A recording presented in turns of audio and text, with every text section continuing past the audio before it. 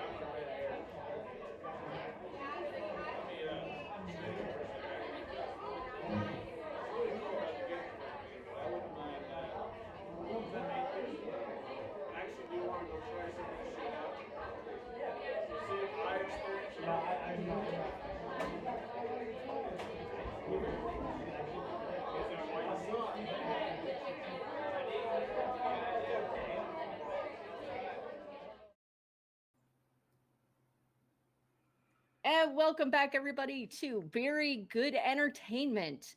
This is episode 83. This is our Politics and Controversy episode. It is recorded May 30th of 2020.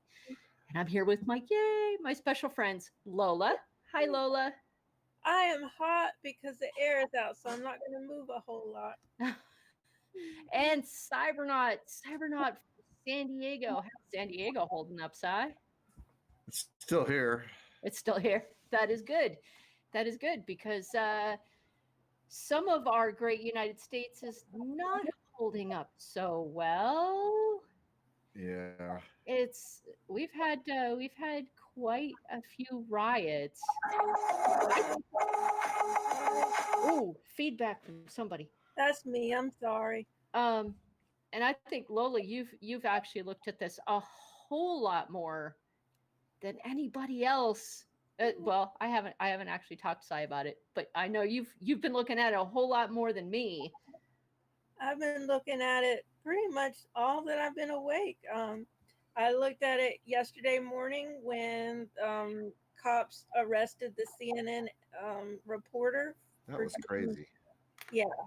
And I saw the whole thing. I mean, from before it started until after they were taken away, and they did nothing wrong. They stood absolutely still because God forbid they move and the cops think they're, dangerous and shoot them.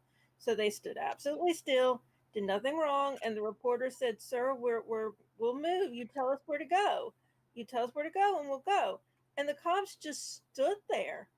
I mean, it was like a farce. They just stood there. And then one of the cops went over to the reporter and said, "Sir, I'm arresting you." And the reporter very calmly said, "Sir, can I ask what you're arresting me for?" No answer. The officer just handcuffed him, let him away. And you could hear the photojournalist talking, and he's like tearing up. I mean, he's getting emotional. He said, "This is happening. Mr. Jimenez is getting arrested."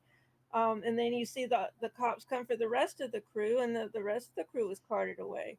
And it's insane. And I mean, people apologize an hour later, but that doesn't take it away from happening. So this is all happening after a black man named George Floyd was knelt on by a white police officer, and in the course of that arrest, he died. Mm-hmm. And now there's severe rioting going on. It's even the state leaders are saying this is no longer just about George Floyd's death. This is a whole lot more about the racism, the inherent racism that is going on in our country. And then the you know that the hate going on the media is it's back and forth from what I've seen. I mean, the CNN has not always been an angel. I know, and yeah, I don't really know what the issue is with them. I'm not quite up with that. I don't know what happened with CNN, but there was a rapper who had a very nice speech earlier, and he mentioned CNN, and he said karma is a bitch, and I don't Yes. know what CNN did. Do you know? Don't know. CNN has not always endeared themselves to authorities, and I think it was more a faction thing within the police department itself, because it doesn't appear that the governor supported it in any way. So I don't think it was the governor actually telling them, go after CNN and take them off the streets. I don't think that happened. I don't think so. And I'm always leery of what they put as their headline, because it's always black man assaulted by white man, and unless it's racially motivated, which we still don't know if this was racially motivated or not. But unless you know that, why put it in the headline? What relevance does it have? It's just serves to inflame people. And I see that happen a lot in the media. They're kind of stirring the pot. Well, they do have a tendency to go where the headlines lead. But I mean, plenty of people think it's racially motivated. We don't know because we're not in that officer's head. Apparently, the officer knew the guy. They both worked for the same nightclub. Yeah, there is actual video of the officer earlier in his career saying some not so nice things Okay. about people of color. So And that doesn't bode well for the whole situation. And in that area, there has been many incidents of racism. There have been deaths, but officers have been prosecuted. Now, did they get prosecuted fast enough? well, this is I've been kind of asking. I really haven't been watching the news. I know the world's a crappy place, and I don't need definite evidence of that every day. It's easy to find it. Mhm. So I kind of avoid the news a lot.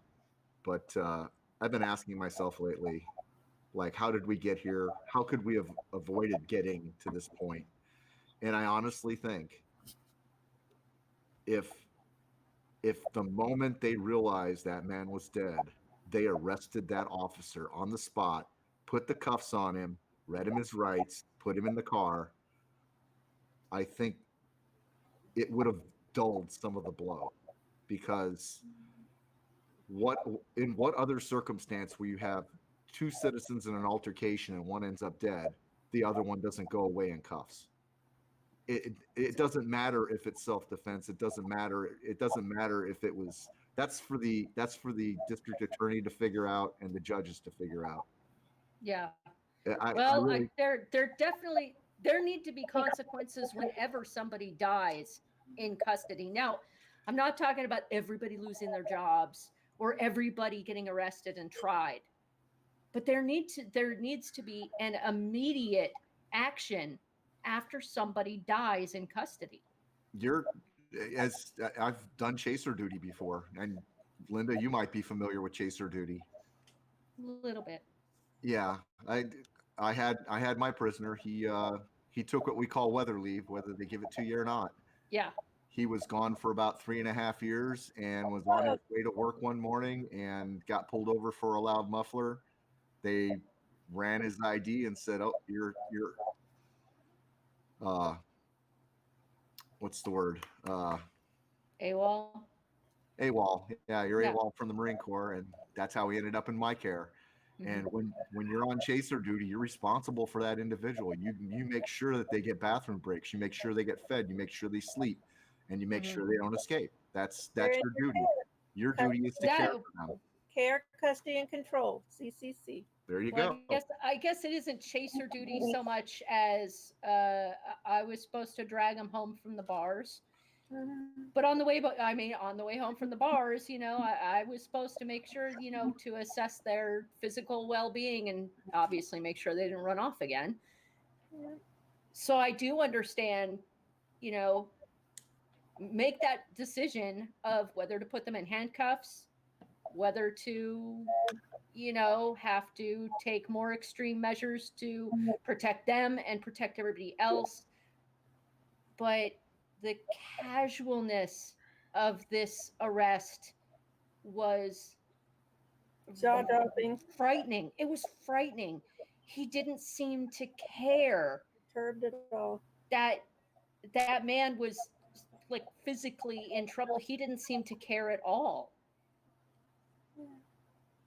And he never even glanced down. He was just sitting there waiting. it was almost like in a wrestling ring, and they put the knee down to say I won, and he just never brought it back up. It's like, all right, you won, we got it.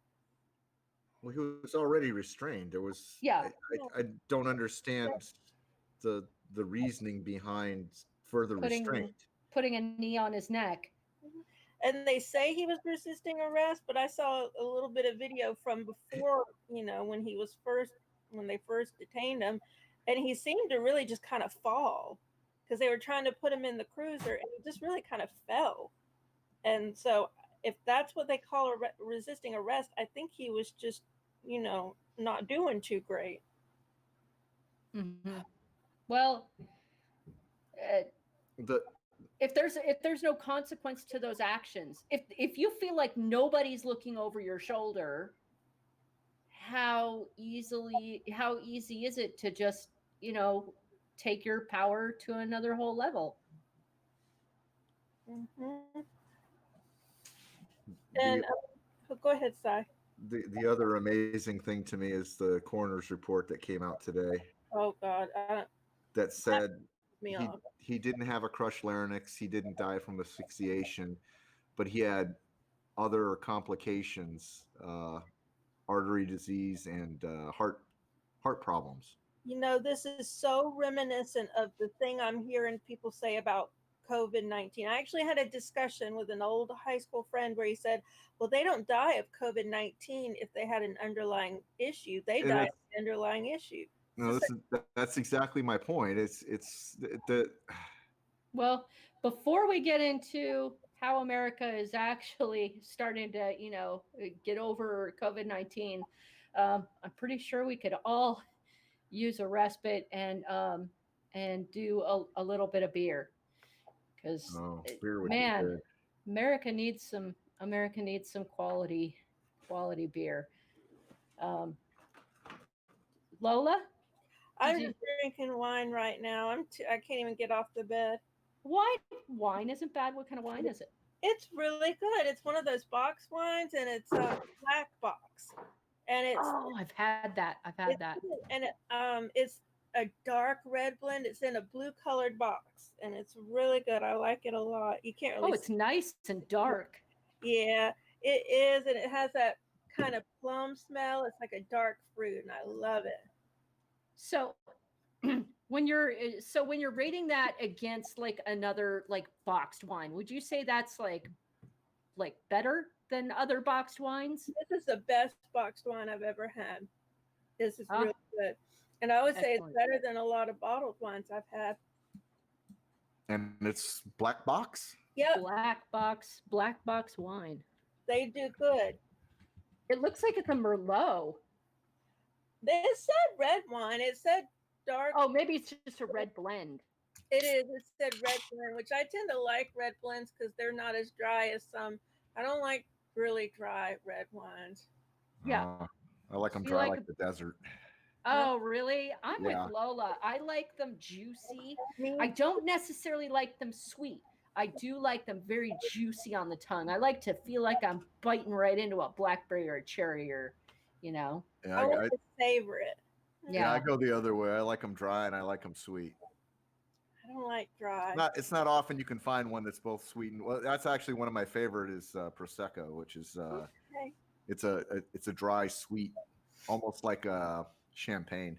It's a More- replacement for champagne. It's the cheap champagne. It's Yeah. Oh, I don't It's- think I prefer it to champagne, to be honest. I actually prefer it to champagne too, but that's what came out when champagne got too expensive. Everybody started buying prosecco, and now you can find them in little tiny little snack bottles all over the place.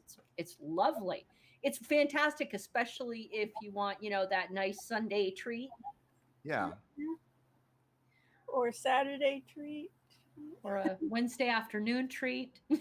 3 o'clock in the morning treat when you get up because you have to pee. Yeah.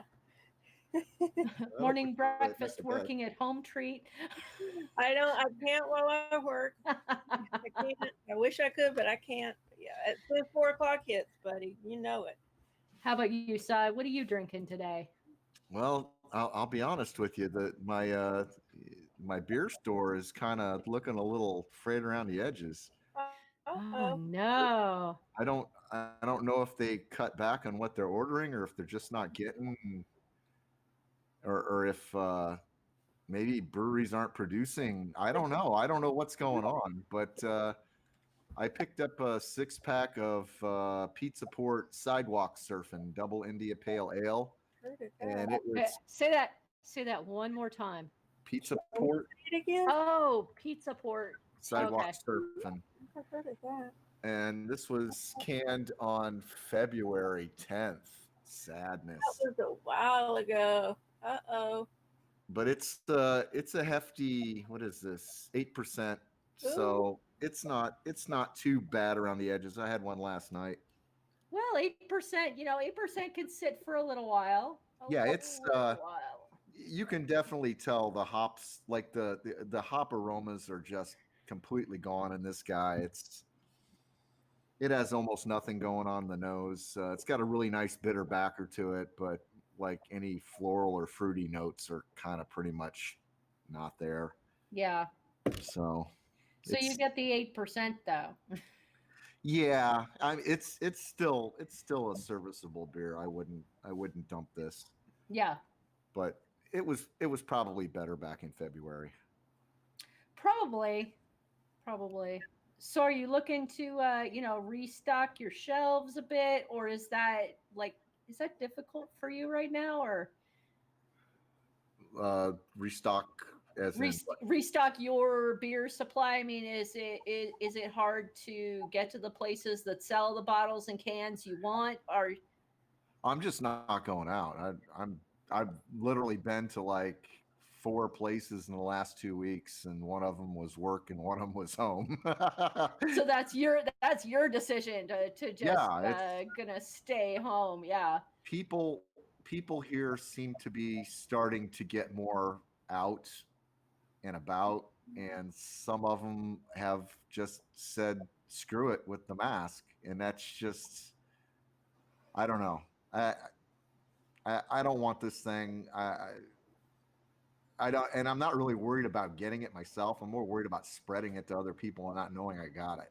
Yeah. So I just try to keep away from it as best I can. Well, I have a new store to thank for my beer today. I'm drinking Lagunitas Mozzango, Nice. Oh, I had one of those. Those aren't bad. and it's A little fizzy. It's a 7.7%, Ooh. and we got this on the way back from Corvallis Liquor. And we decided to stop because we didn't want to go to yet another place in the city, and that was just on the way back. And that's McKay's Market here in Coos Bay. Okay. Surprising, decent, small, but very nice variety of beers in there.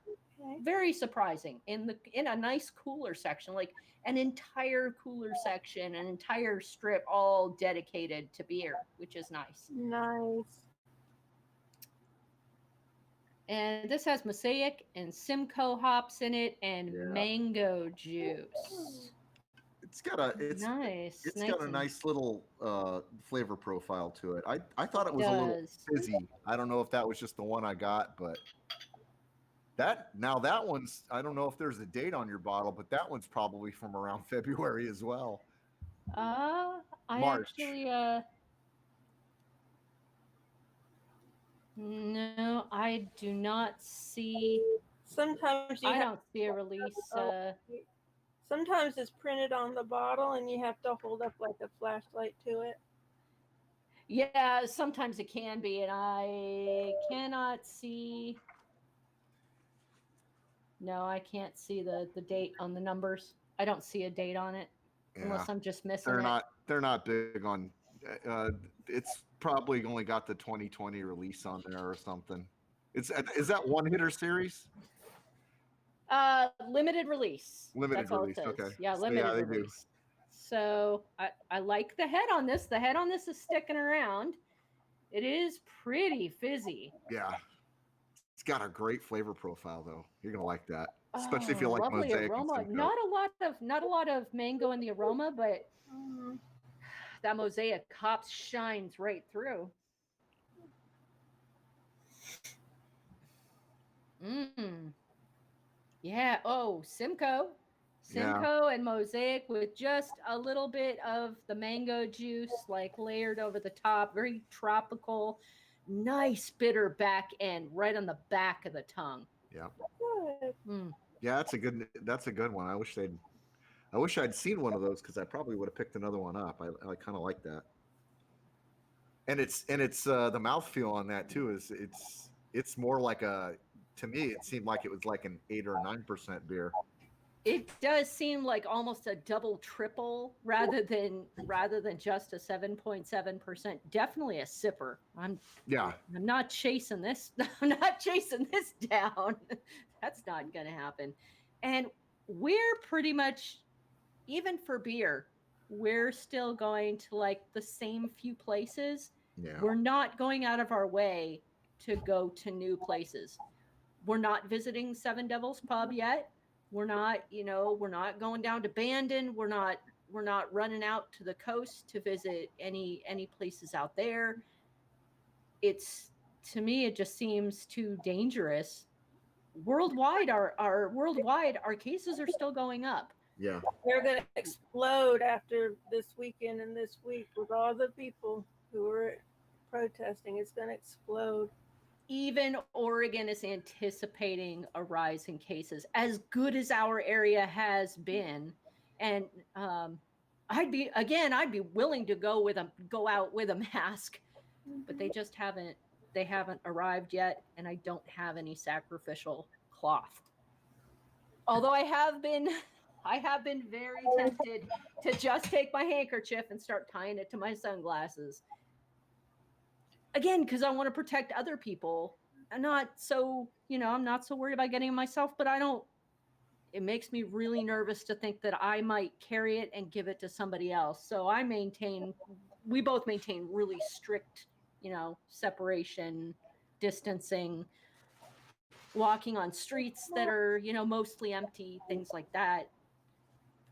Is it getting really full where you guys are? I mean, are people coming out in droves? I generally gauge it by the traffic, and during the first couple of weeks, it was lonely roads. I mean, there wasn't a whole lot of traffic, and uh, I dropped my wife off at work yesterday, and there was probably I don't know, it was almost normal traffic for a Friday down our street, and I was like, wow, what are all these people doing out?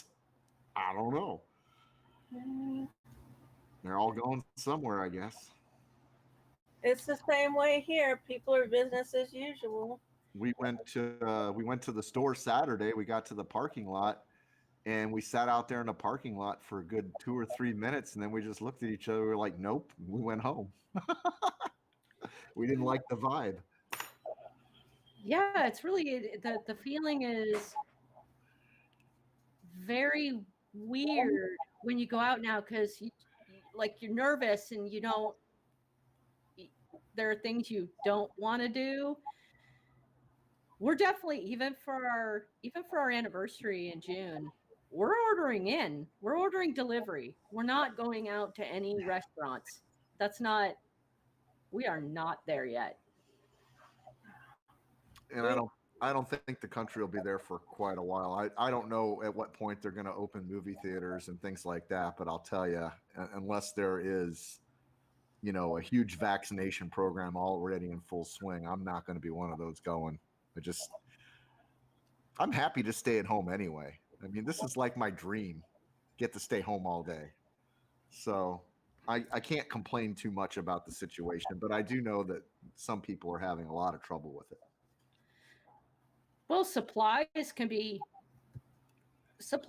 difficult. There are areas of the United States which are experiencing meat shortages. We're not here. Like I have no problem finding any meat I want anywhere where I am. But in areas where slaughterhouses have been shut down, and areas where farmers have been forced to cull their herds, there are shortages. Yeah, I don't know. I don't know if it's still in effect, but last time we were at Costco, they had limits on all meat. You Oh, were really? Yeah, you were limited to 2 beef, chicken, or pork, and the prices had gone up by at least $1 or $2 a pound. So Yeah, our prices haven't gone up. I haven't seen any restrictions on anything in the past week. Toilet paper is existent, at least. You don't always get the brand you want, but generally you can get toilet paper now.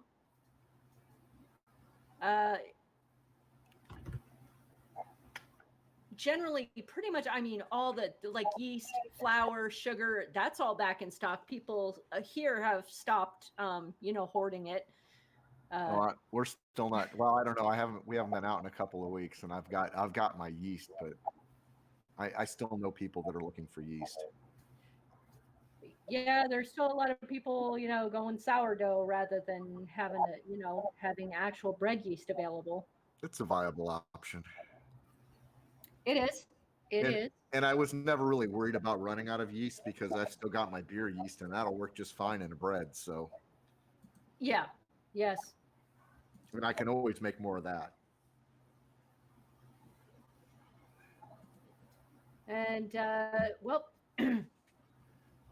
how about in the UK?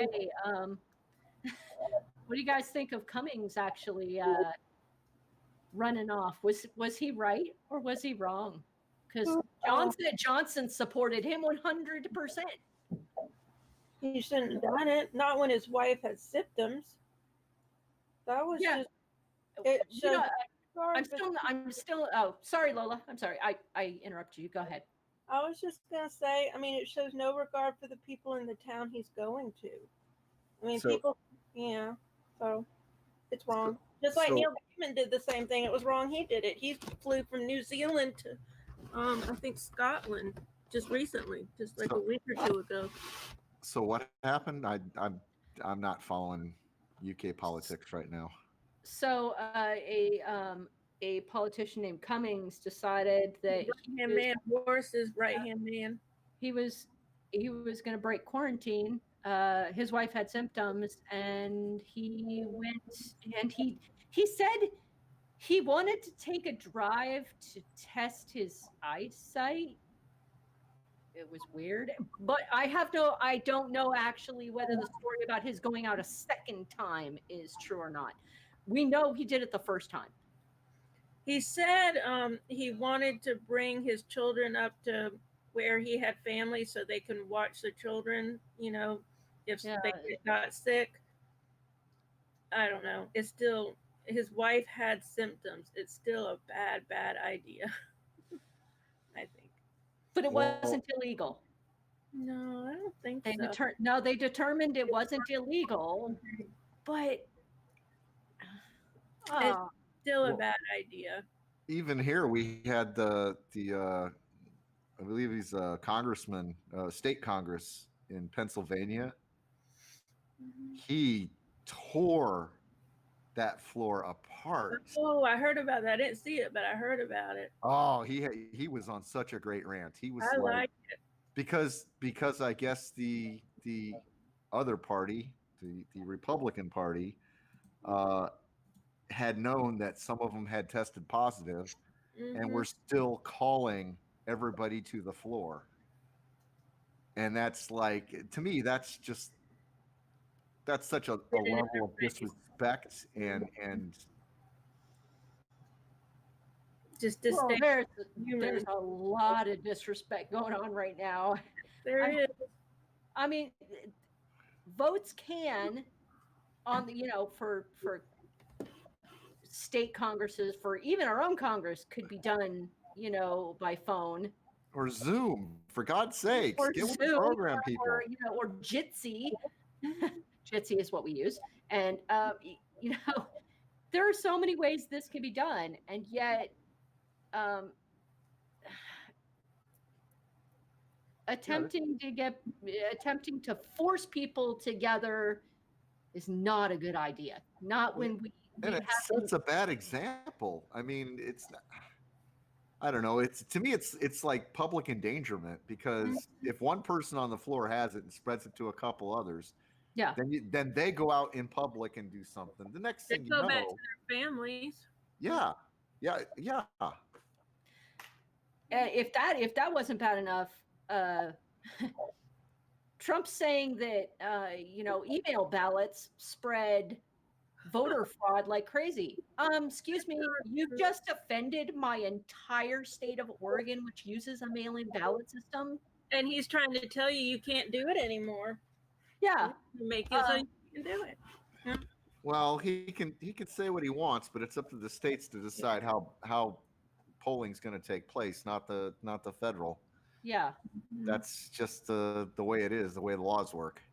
And he wanted to take away funding from 2 states, one of which for mail-in ballots, the other one just for mailing out applications for mail-in ballots. So messed up. What? They've Why said would you do before. Right? I don't remember if it was him who said it or someone close to him in the Republican Party. They said mail-in voting is terrible for Republicans. They said that. And I agree with that. But that's why they do it, because they know that they can't suppress voters if they do that. It's a lot harder for them to suppress voters, and that's why they want mail-in voting. Yeah, here in Oregon, you're signed out you turn voting age and you get an ID. I like that.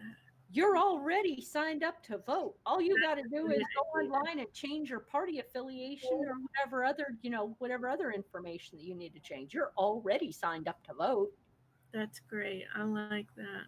I wish they made it automatic like that in the rest of the country. Yeah. Like more people would be registered. You register here at the DMV, and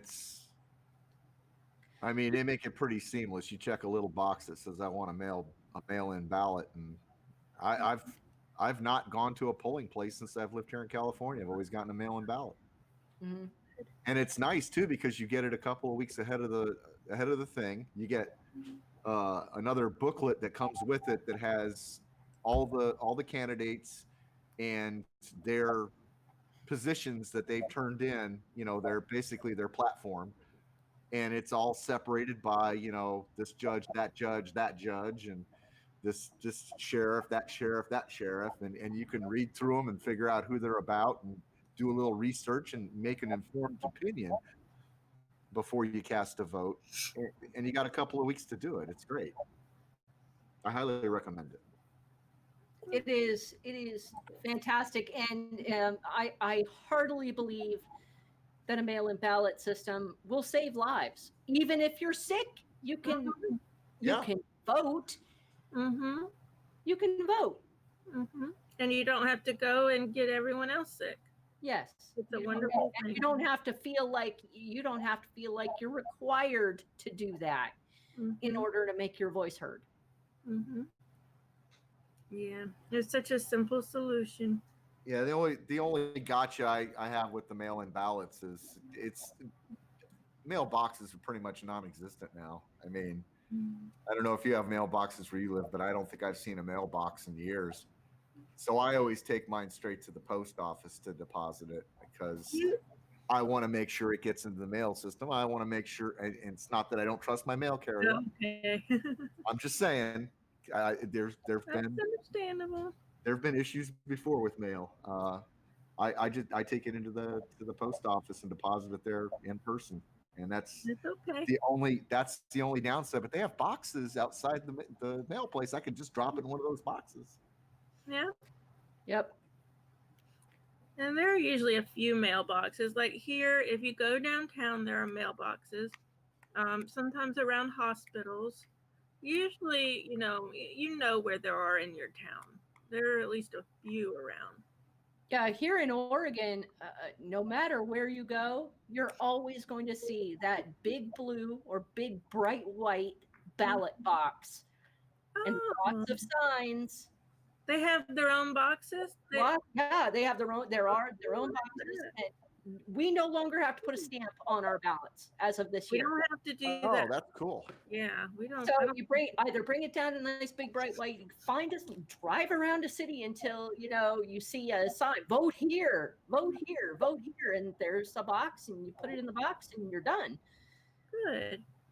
Or you just stick it in a mailbox, or you take it to a post office, and there are plenty of those around here too. It's very easy to vote here.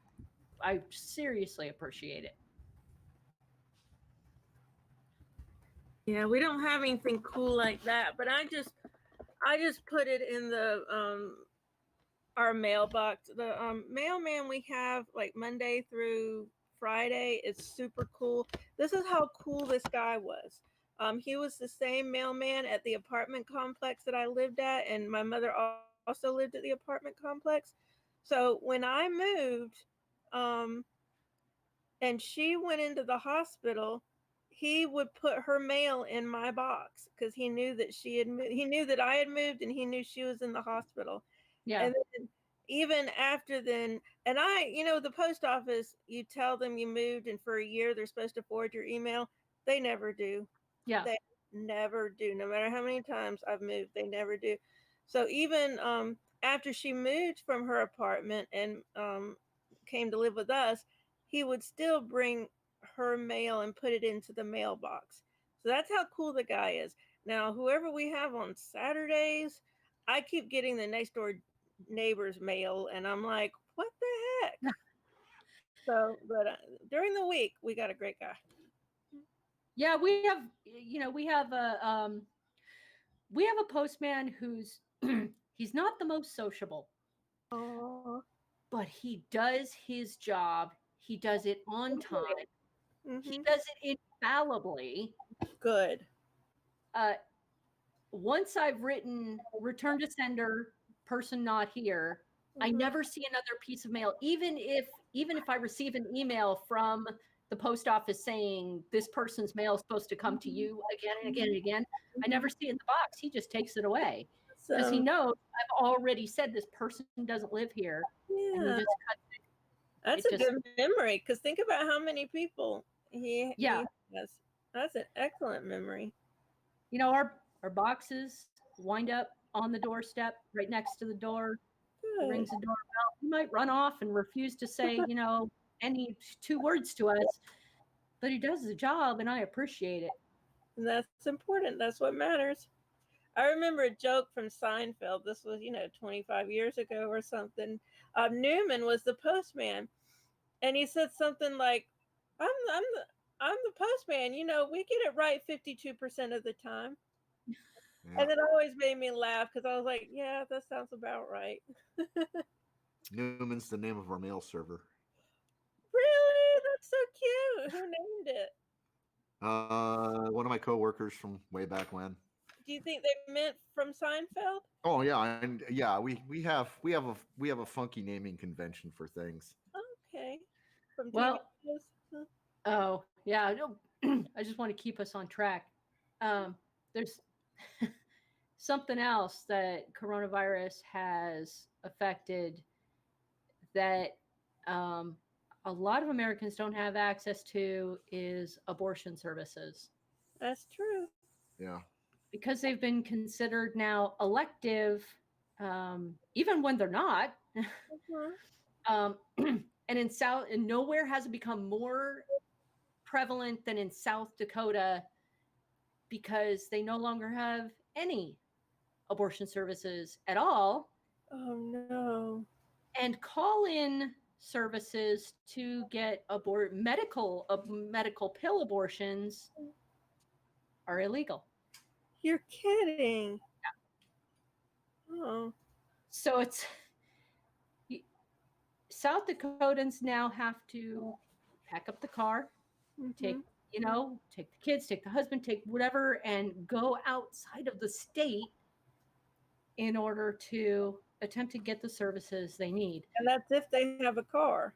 That's if they have a car. They might wind up on, whatever public transportation, or goodness forbid, hitchhiking if they're And that some, desperate.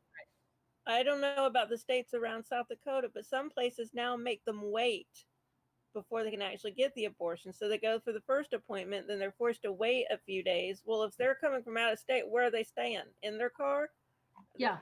Some people can't afford a hotel room. Where are they supposed to stay? So they have to wait. And it's turned into a jump rope that people have to jump. Yeah. So it's not, it's not just the bars that are having the difficulties. Now it's really affecting health and healthcare. There are a lot of small clinics that have had to close. Yeah. Small clinics in areas where there's no other health services. And then in big areas, of course, we've seen people who are reluctant to go to hospitals, reluctant to go to doctors, period. So they're dying of things other than coronavirus, which is that is very sad. That was one of the stats I saw early on in the UCSF grand rounds. Is the incidence of stroke and heart attack were down by like I want to say like 30 to 40%, because people were just not going. They weren't seeking treatment. Exactly. Dying at home or what? Yeah, they people wind up dying at home, but they're not dying of coronavirus. They're dying of preventable things. If you start to have a heart attack and that's a preventable condition, if you go to the hospital in time, they can help you. If you don't, it can escalate out of all control and you can wind up dead. Yeah, I had worked for a guy. I found out years later he came out here to California, and he came back and he wasn't feeling well for like a week and a half. And he finally went in to go see the doctor, and the doctor said, "You've been having a heart attack for the last week and a half." Whoa, a slow heart attack? Yeah, it was, his heart just wasn't pumping the way it was supposed to pump. That's horrible. That poor man. Well, and the entire time that your heart's in that kind of a cycle, it's doing damage to itself. It's basically killing itself. Yeah. So I'm sure that caused him complications further on down the road, because he didn't get it looked at when he first started feeling ooky. Well, and I've heard people at health providers say, come to the hospital. Don't be afraid. Come to the hospital. If you're having some kind of episode, come to the hospital. Go to a doctor.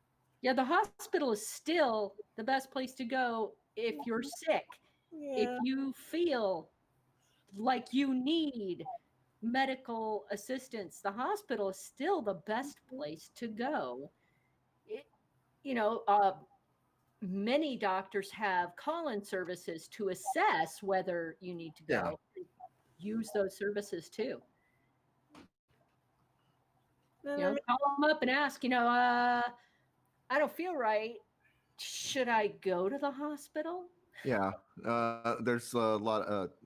I want to say they're nurse practitioners here that do that. They man phone lines that are just, I have a fever of this and I feel like that. What should I do? And they'll be like, okay, well, how's this and how's that? Okay, you can stay home, but whatever, or come in or get an appointment with your doctor. But they give you advice, and it's a free service offered by the hospitals here. Yeah, and if you do wind up getting sick with coronavirus, it's important that you jot down all those places you've been and the people you've been in contact with. Oh, and that's a great resource. I don't know if anybody has anybody else has thought of it. I've used it in the past. Your phone. If you have GPS tracking turned on your phone, and you go into the Google service that says, "Yeah, store all my waypoints," you can get that right out of your phone. I can see. I can go into my Google timeline and I can see every place I've been in the last 2 weeks.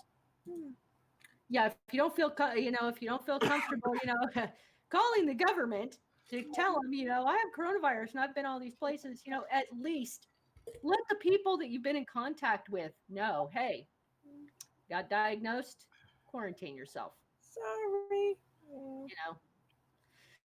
Let the people you've been in contact with know that you've been in contact with somebody with coronavirus. It's polite. It is very polite. It's like the STD rule, Well, yeah, that's. My bad. I got crabs. You might want to get checked. But that goes back to what that state congressman was saying on the floor of the Pennsylvania Congress. He's basically, if you have a disease that's spreadable, and you have that disease, and you then go out in public and spread it like Typhoid Mary, you should be held accountable. And we have had people held accountable for purposely spreading HIV. Oh, HIV, yeah, the HIV. There's actually laws on the books for HIV, and I think that also applies. If you know you're sick, and you still ignore that and go out and spread it, I think you should be held accountable. If you knowingly go out, and spread a communicable disease, that should be actionable. Yeah, whether you knowingly did it or not is very much up to prosecutors to prove. Yeah, that's always the tricky part. But I mean, it to me it falls under public endangerment. I mean a reckless public endangerment. Yes. Yeah, if you know you have it and you decide, forget it, I don't feel that bad, I'm just going to go down to the bar, there ought to be some punishment there.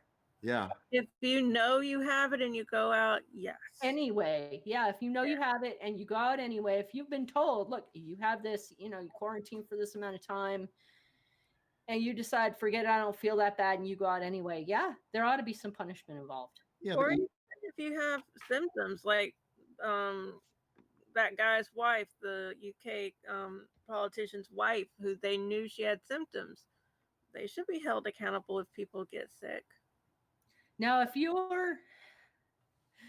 now here comes the tricky part.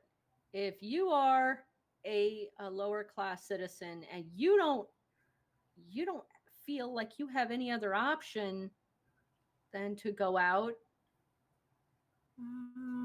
what do you do?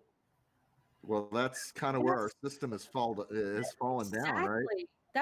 We're failing people. Yes. We're failing people who say, look, my kids are going to starve if I don't go out. Mm-hmm.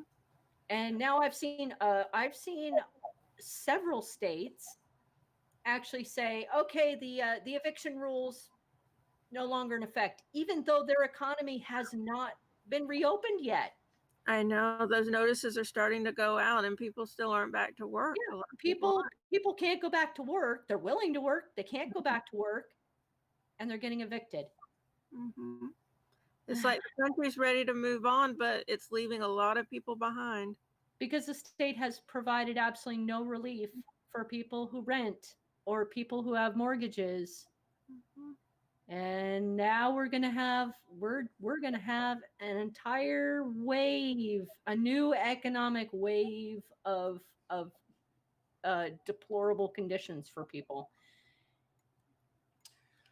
Sadly, we live in a society that is no longer we the people, it's we the privileged. Yeah. It's we the dollar sign. Yeah. It is we the dollar sign and we the credit number. Yeah. It's not we the anything, it's me. It's absolutely me.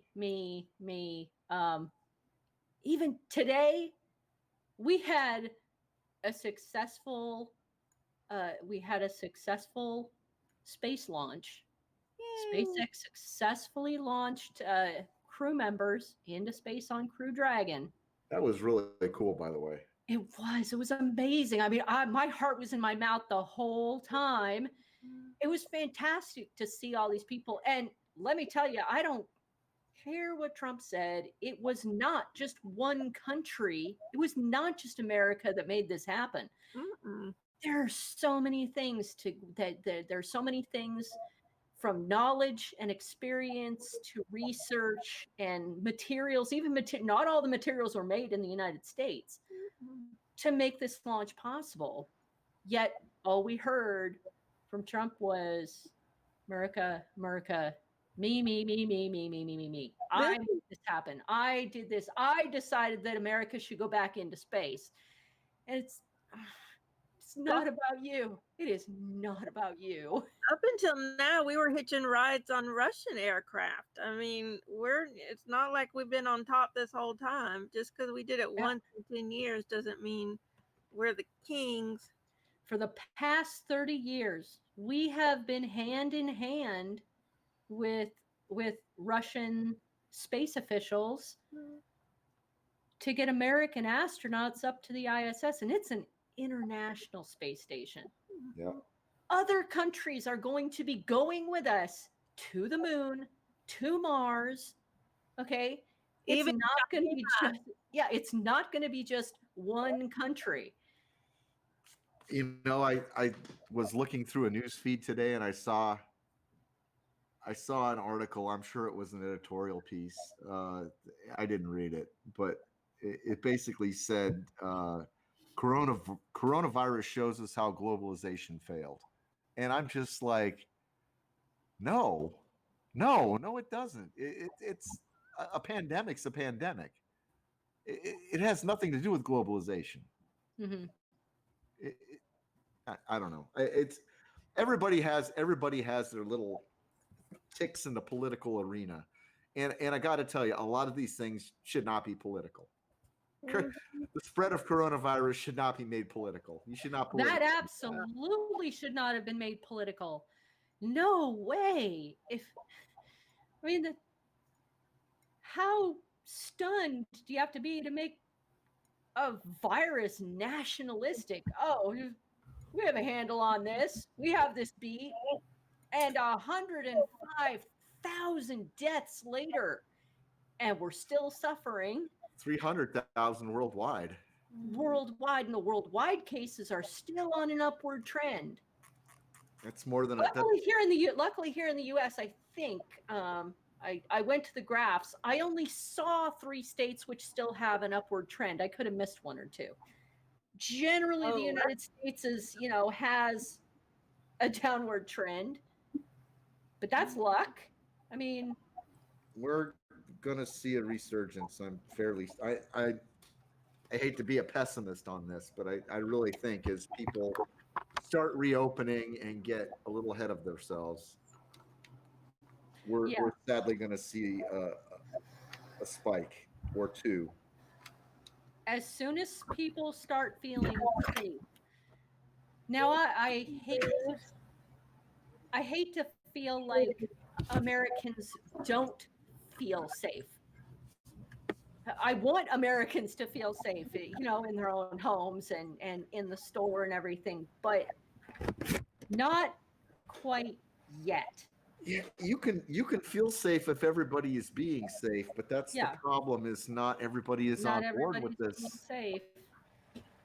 I still want people to feel that caution. I want people to go, is it really necessary to do this today? And now, if this is gotta go shopping because I don't have food. There's no more alcohol in the house. I better go get some. I'm not going to say no, but for goodness sake, take your mask. Stay the 6 feet away. Take your mask, wear gloves if you need to, wash your hands. Go direct and try to know what you want before you get. Don't just wander through going, Yeah, that was. picking stuff up and putting stuff down, and Oh I yeah. guess I don't really want anything today. No, go with the intent of, I'm getting this, I'm getting this, I'm getting this, and get out. Get out. Yeah, I fully agree, and I mean that's always how I do my shopping trips anyway. I hate taking anybody with me when I go shopping because I make a list. I get what's on the list. I may grab one or two other things that I see in the store that I forgot to put on the list, but that's it. I mean, I go, I get it, I'm gone. I don't like spending my time in stores. Now, see, shopping is food shopping, not regular shop. Like clothes shopping to me is really not like that's not a thing I enjoy. Food shopping, I thoroughly enjoy taking my time. I love taking 4 or 5 hours to finish off my list, and I can't do that anymore. Like you, I take a list, but I love to go back and forth and back and forth and back and forth, comparing prices and changing my menu and all that, and I can't do that right now. I can't. Just for the bare fact that I'm exposing other people to something I may have. Well, I can't do that. You've met me in real life, so you probably realize I don't shop for clothes. Mm. I mean, Amazon is great for clothes shopping right now. Oh, it's fantastic. You don't even have to worry about Amazon. Amazon clothes service will send you the clothes you want. You don't have to buy any of them. Try them all on. Put them all back in the box and send it back. See, that's not even for me. I know what brand of jeans I like. I know what size I am. Yeah. So I always have. I've got like 10 pairs of the same jean.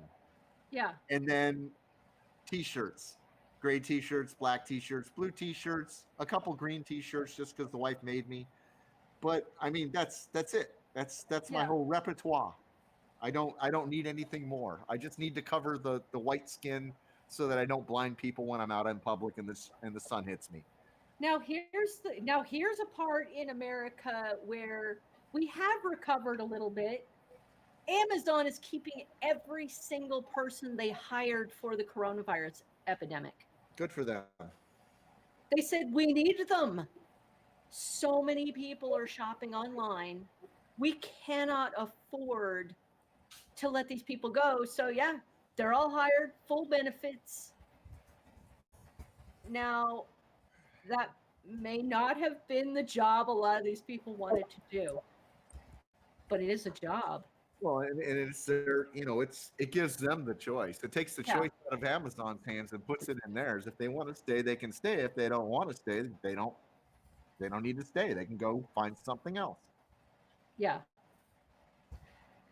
And I think that's actually helping us recover just a little bit, especially when the goods that have been ordered are coming from places in the United States that really can use that money. Shunting it through Amazon is going to get them a lot of orders because that is serious exposure. And that's still one of the things that has annoyed me throughout this entire thing. So Walmart does online shopping, our grocery stores here do online shopping, but there's some things that they just won't ship you. Like besides like alcohol. a 2-liter bottle of soda. You can't get that shipped to your house. What? Really? Yeah, I've not even Costco. I can't find a single place. You can get it through Amazon Grocery. Amazon Grocery sends Amazon. That's what I'm saying. Amazon will, but none of the other stores will, and I don't understand why. Crazy. It's insane. It's insane. Like you would think that in all times like this, they would just charge me 10 cents extra or 50 cents extra for the delivery. That's fine. I don't care. See, now we can't even get Walmart delivery here. Oh, yeah. We have one delivery service. It's called Instacart, and they are growing. Oh, They are Instacart's adding awesome. stores. Yeah, they're adding stores, but they can't add Walmart because Walmart has its own delivery system, and Yeah. they won't give it to Instacart. I almost got yeast through Instacart, but before I could pull the trigger on the buy, it went out of stock. Now, here's the nice thing with Instacart is while your Instacart shopper is shopping, you can talk to your Instacart shopper. Sometimes your Instacart shopper will say, sorry, I couldn't find it. Is there something else you'd rather me get instead? That's cool. Like the big packs of frozen vegetables I like to get. Last time I ordered through Instacart, she said, there really aren't any of those vegetables. Is there something else? And I said, you know what? Anything vegetable and frozen is fine. So she just threw a couple of bags of the other vegetables in there. It was just fine. It was Yeah, I was that's happy. that's possibly the only thing that I won't online order is meat and vegetables and fruits because I like to look at what I'm getting. You know, like when you're shopping for meat, you know what marbling patterns you want for That's price true. point I mean, exactly. if you're looking like like the pork shoulder I like to buy. Yeah, I like to go in, but it's close enough for me to do that. Right. If it was further away, I would probably have to reassess. Well, and Now and I know that bags of onions, bags of potatoes. I just grab whatever happens to be on top because we use it so frequently. I use the yeah. whole bag before it ever goes bad. Well, and my life hack through all this has been why go to Walmart or Ralph's or Vaughn's or any of the big chains when I have at least three small businesses in my area that do groceries. I've got two Mexican markets and a Vietnamese market. So how are those markets doing? Are they like suffering from this, or are they actually doing better than you thought they would? Oh, they're doing a very brisk business. Yeah. The Vietnamese market. It was right after you guys left, maybe a week or so after you guys had gone back up there. Yeah. We walked into the Vietnamese market and they had sold all of their rice.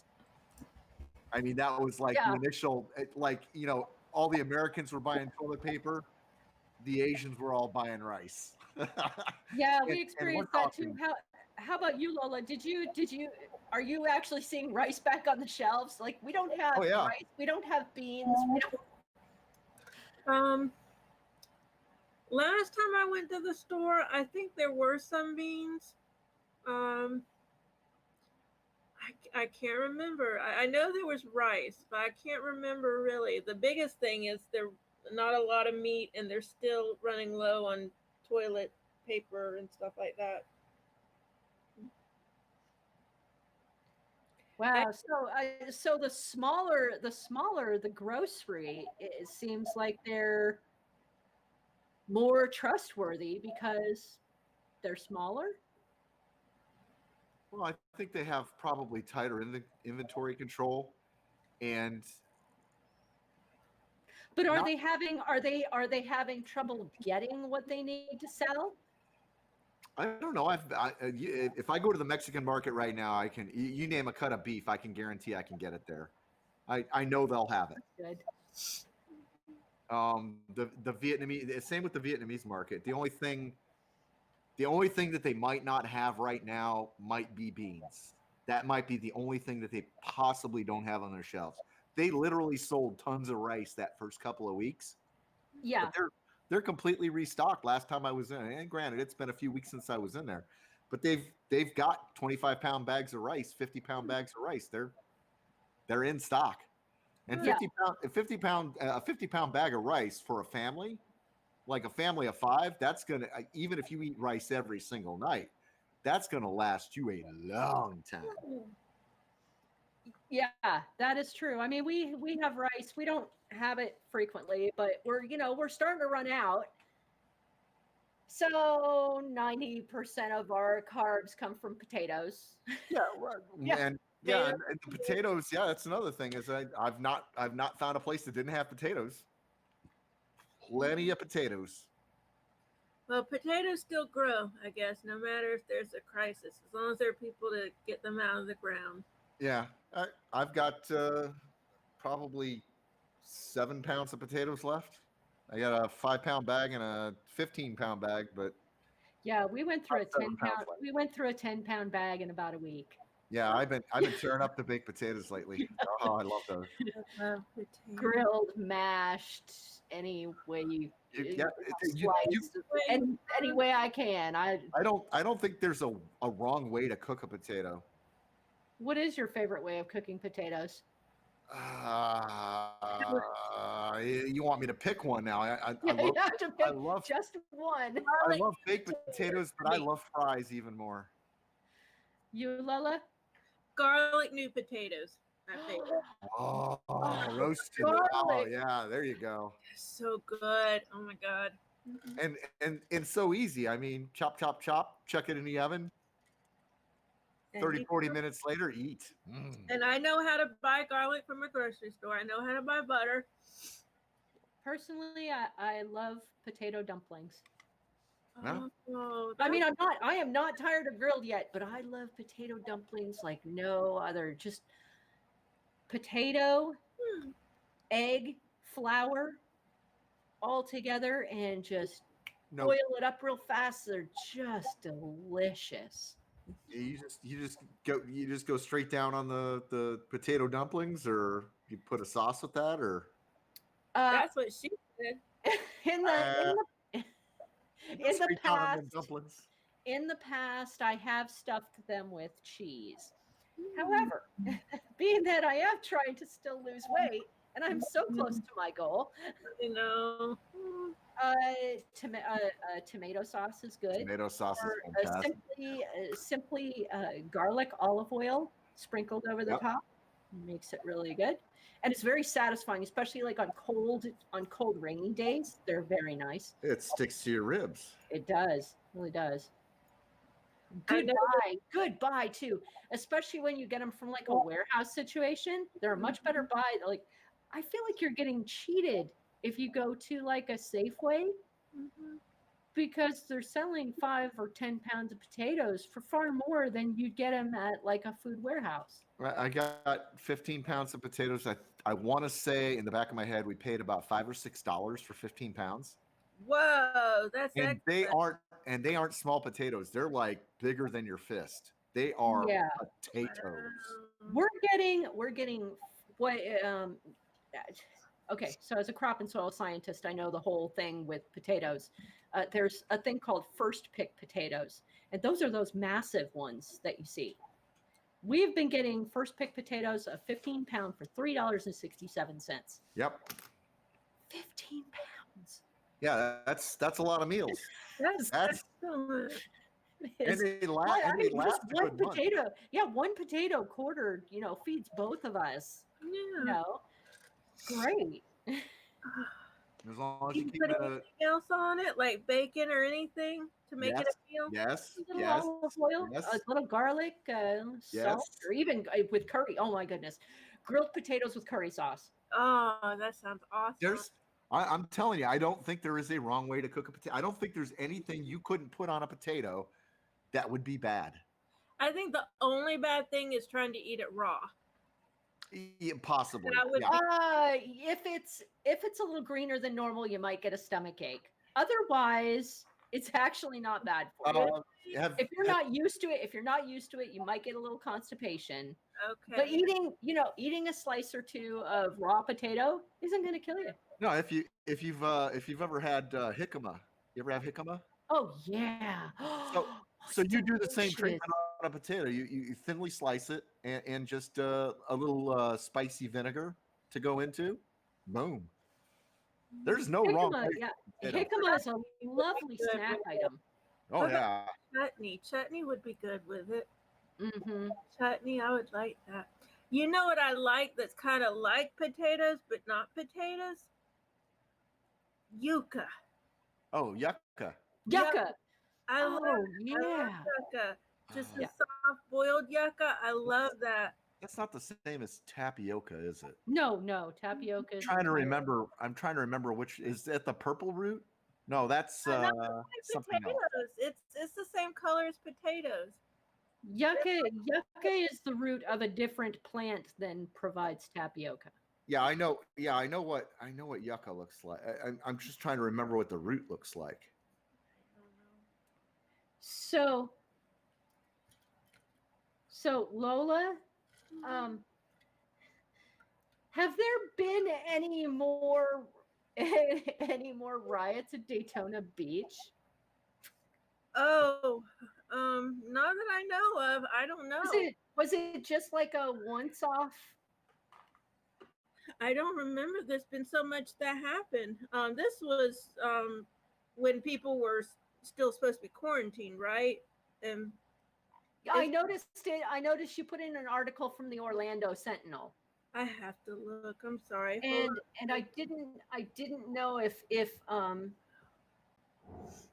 Memorial. Oh, it's from Memorial Day. Yeah, I'm opening the article. Oh yeah, there was a shooting. Massive crowds. 6 people were wounded over the Memorial Day weekend. Hold on, there's an ad coming up.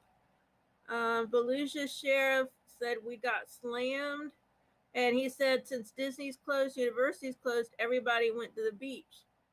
So yeah, it was a cluster F in Daytona on Memorial Day. I would say everywhere it kind of turned into a cluster F. I would say that's when people really started coming out and saying, "What coronavirus? What are you talking about? We're fine."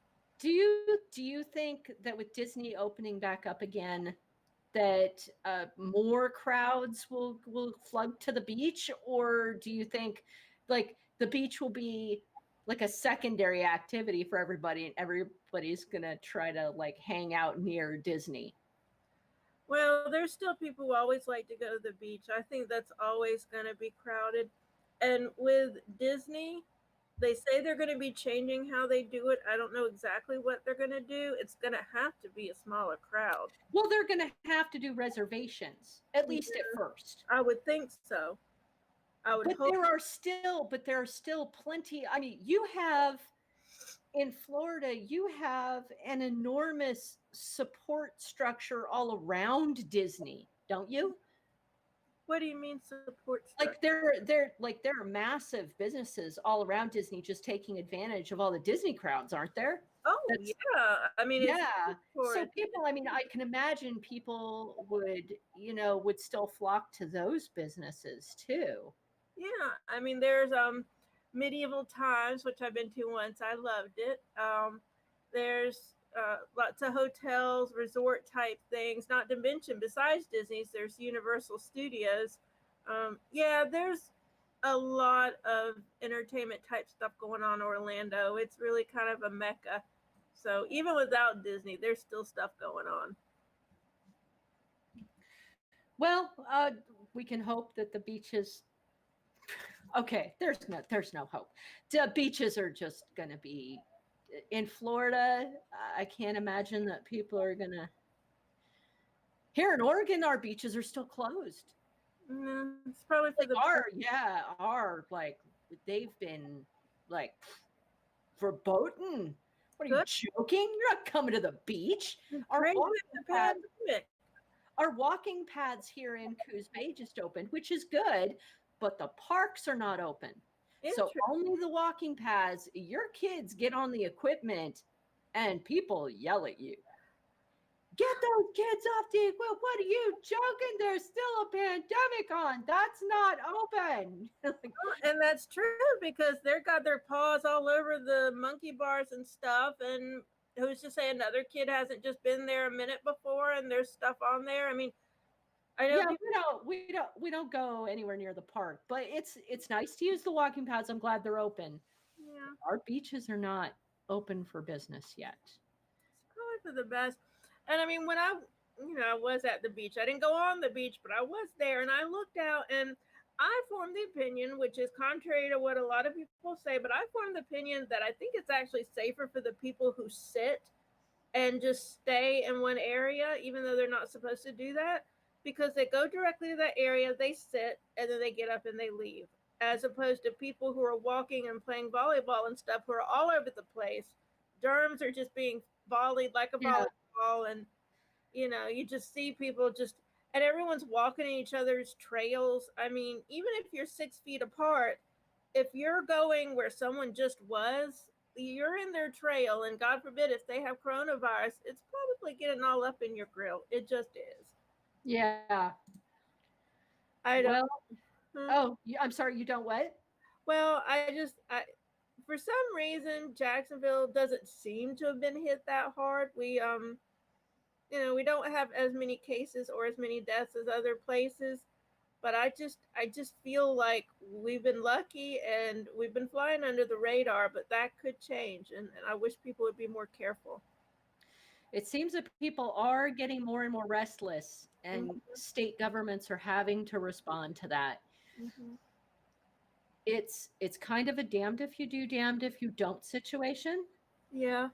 And if we don't get the economy reopened, we're going to have severe problems because the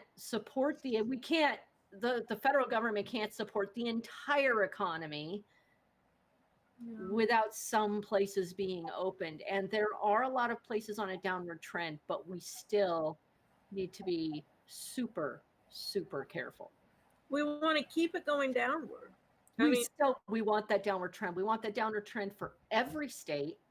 And that means just being bored that little bit longer. and I was, The huh? the as I keep pointing out, I watch the UCSF Grand Rounds a lot. They come out every Thursday, by the way. It's been very, very informative. There were a couple of case studies where they tracked cases based on supposed site of contraction, like where they've done their contact tracing and they know, this case here came from that case there, and in a vast majority of the cases, it was in enclosed spaces. It was in houses. It was in nursing homes. Nursing homes, I think, was like something, I want to say 46 or 47% I saw something of like all that. cases, were out of nursing homes. But outdoor cases are like in the single digit percents. So there's a big difference when you're outside. Even when there's not a lot of wind, there's still a lot of air movement. Mhm. And when you're inside, the air just kind of stays in one place. Or God forbid, one of the case studies they presented was a family from Wuhan that traveled to another city during the beginning outbreak of this. One person was asymptomatic and had it, spread it to, I think, 5 of their family. They went to a restaurant, spread it to 5 of their family members, spread it to like 3 people in the table adjoining them, and another 4 people in the other table adjoining them. And then the other tables that were above and below them, no one got it. And what they think in that case, it was the air conditioning system was blowing the air, in a directional thing, and that's how it managed to spread to the other 2 tables. And But that's something to think of. Yeah. yeah, it's so I really think you're much less likely to catch it outdoors. You've got UV that's acting on it. You've got moisture. You've got airflow. All these things that are kind of working in your favor. I mean, even if like you're walking down the street and a jogger runs past you and he's not even wearing a mask, I think you're a lot less likely to catch it than if you're like in the 7-Eleven, Yeah. fighting to get in the beer aisle with 4 other people. So, Well, if we have one more article left, and this actually in New Delhi, you may actually not be safer outside Uh-oh. because we all know New Delhi, India has a lot of macaque monkeys. Now, macaque Oh, monkeys man. they are extremely intelligent, and they decided they wanted in on the action this time, and they attacked medical assistants who were taking COVID samples from patients outside and fled with the samples. Now, I originally read this article from news.sky.com about coronavirus monkeys escape with COVID-19 samples after attacking lab system. I thought monkeys with COVID had escaped a lab, No. but that's not it. It was intelligent monkeys outside And attacked these- a testing station, grabbed what they could, and left because they thought it might prove edible. Yeah, if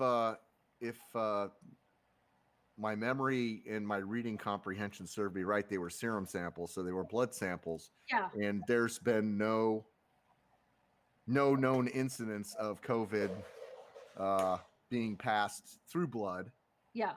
but it's one of those we don't really know yet. Yeah.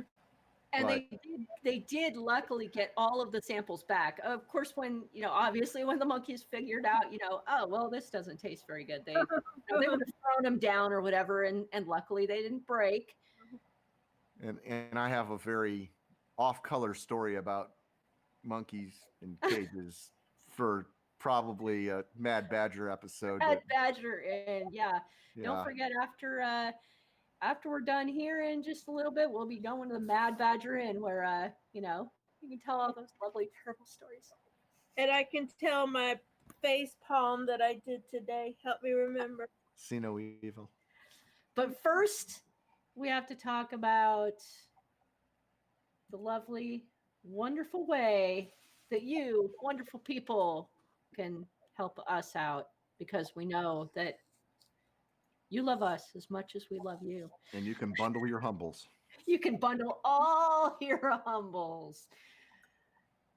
This week we have 3 available, and I'll make sure those get into our Twitter. If you want to check out our humble bundle bundles, just check them out on @BeeryGE on Twitter.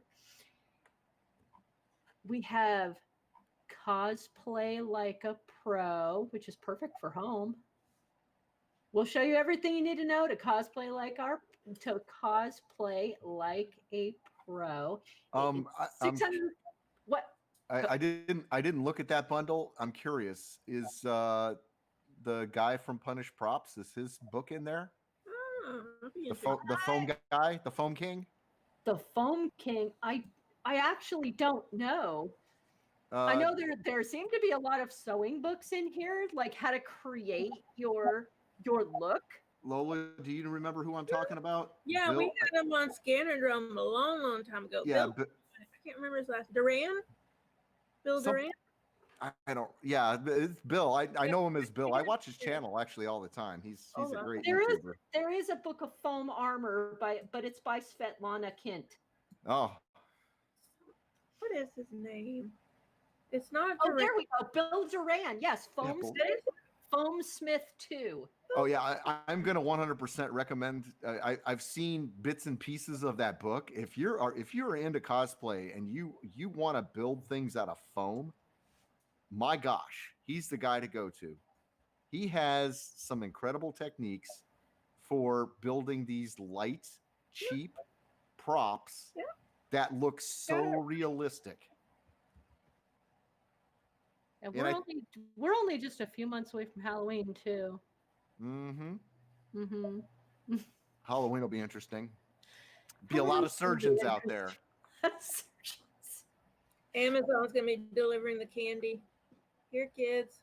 So this has 17 days left. There are a lot. There's hairstyling, wig styling, a lot of sewing, even down to more technical things at the $18 or more level, including photography and advanced lights to make you look your awesome best. Neat. Surging patterning. Oh my goodness. Female breastplate pattern collection. I did not read that right. It's pattern collection. I want to collect all the patterns. Plate. Collect all the patterns. All the patterns. Wait, what are you doing? I'm collecting your breastplate pattern, ma'am. You are here for the cosplay, right? Oh yes, definitely, yeah. Our second one is perfect. It's work from home. That's what I've been doing, and I hope I can do it forever. I like it. There are a lot of people who would really like, and there are a lot of companies out there who are saying they're going to extend their work from home programs. Was it Twitter or no? It was Facebook. Facebook. Facebook said, "Do you want to work from home from now on? You can work from home from now on." I think they said 25% of their workforce, at least 25%, they're going to allow to work from home. There's some company that said everybody. One of the media companies. I'll be honest. I'm really hoping that in light of all this, where I work, they have always frowned on working from home because they just assumed you weren't doing anything. Well, that's because they looked at you. Well, Oh, they know. Wait, he says he should be working. I should be working. That's what you say. Feel that slam? That was harsh. But I'm really hoping that maybe some of their minds and the policies will change here. I mean, I've always, yeah, working from home. Yeah, there's very little I can't do from home. Yeah. My only beef from working from home right now is I'm working from home while everybody else is working from home, and that makes it a little more difficult. Yeah. But I am still being productive. I am still getting things done. Well, this Humble Bundle actually does it. It not only gives you like basics, like virtual Teams, Office 365, basic, things to use at home. It also how to sell yourself working at home, jobs to do from home,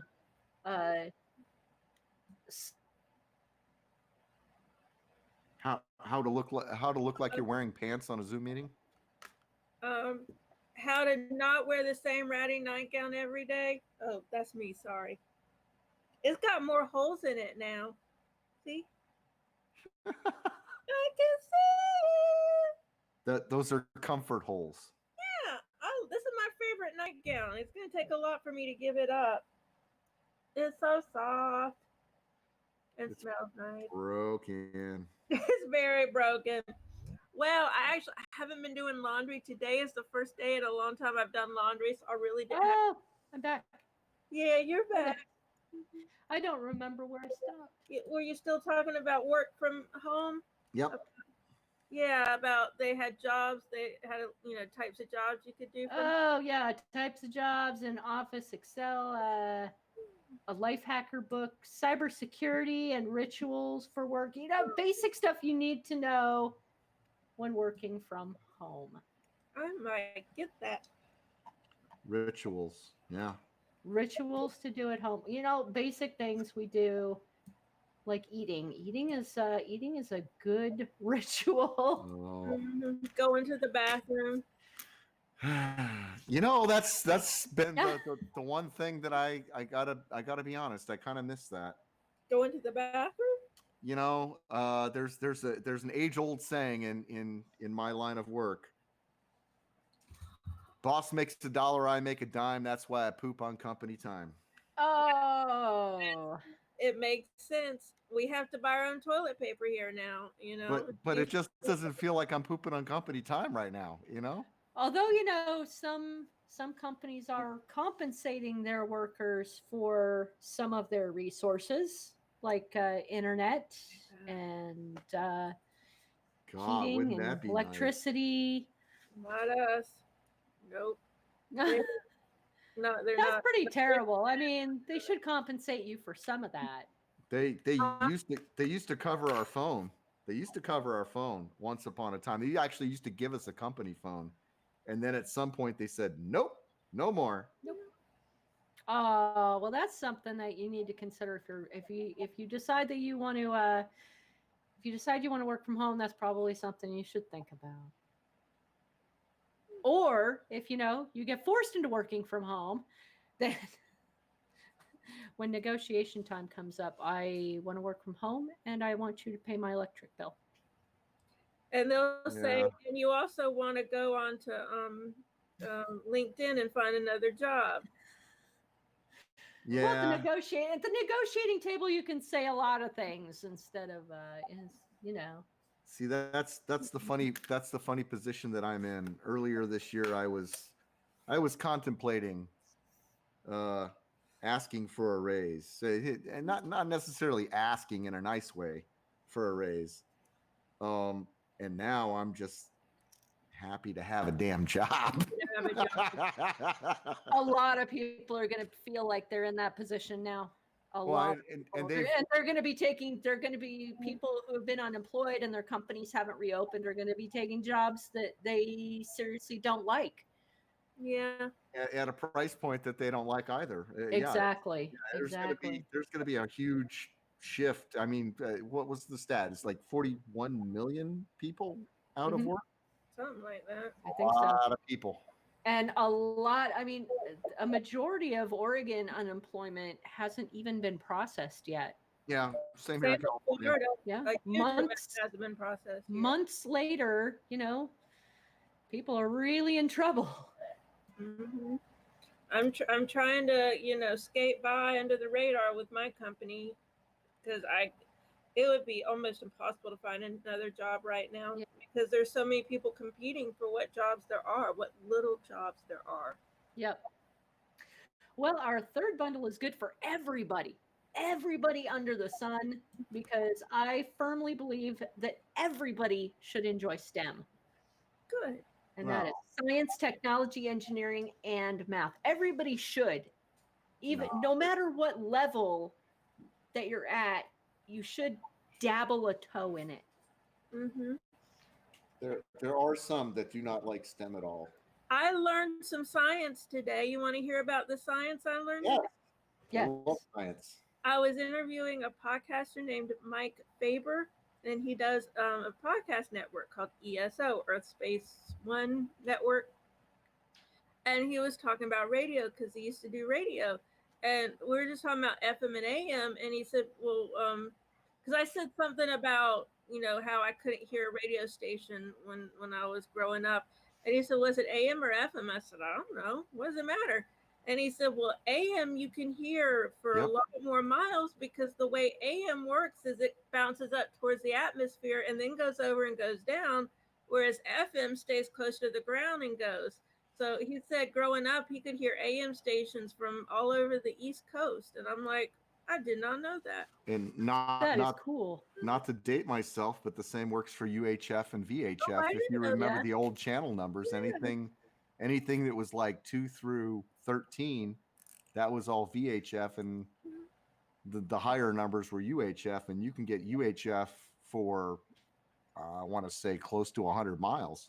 Oh wow, that's amazing. Yeah, VHF will only go like 60 or so miles. Yeah, amazing. I never knew there was a difference like that. Well, if you want to find out more about more tidbits like that, and for $8 or more, you can get well over 10 books on, oh goodness, the physics of Star Wars, facts, math, algebra, even everything STEM, architecture, Roblox.